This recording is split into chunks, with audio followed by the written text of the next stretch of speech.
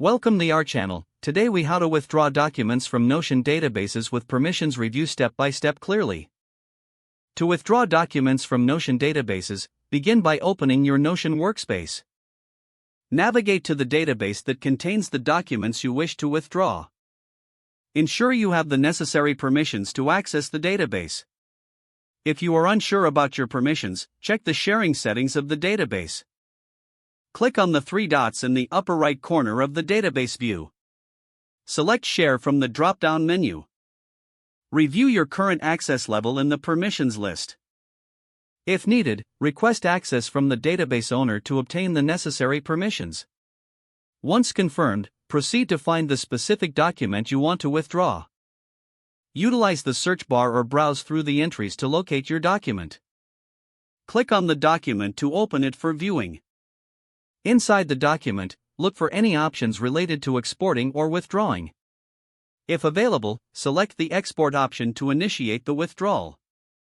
Choose the appropriate format for the document you wish to export. Follow the prompts to confirm your export settings. Wait for Notion to process your request. Once complete, a download link or file will be provided. Download the file to your device or save it in your desired location. If you encounter any issues during this process, consult the Notion help resources for additional guidance. Ensure that you respect any confidentiality or privacy agreements related to the document you are withdrawing. If the page does not load, refresh the browser or try again in a private or incognito window.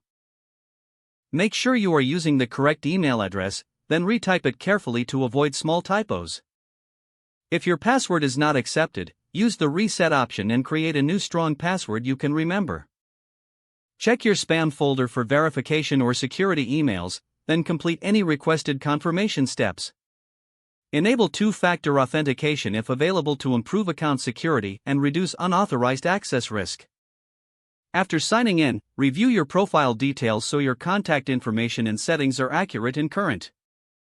If you see an error message, note it down and try again after restarting your device and internet connection. Log out when you finish, especially on shared devices, to keep your account and payment information secure. Don't forget to like this video and subscribe to our channel for more step-by-step tech guides.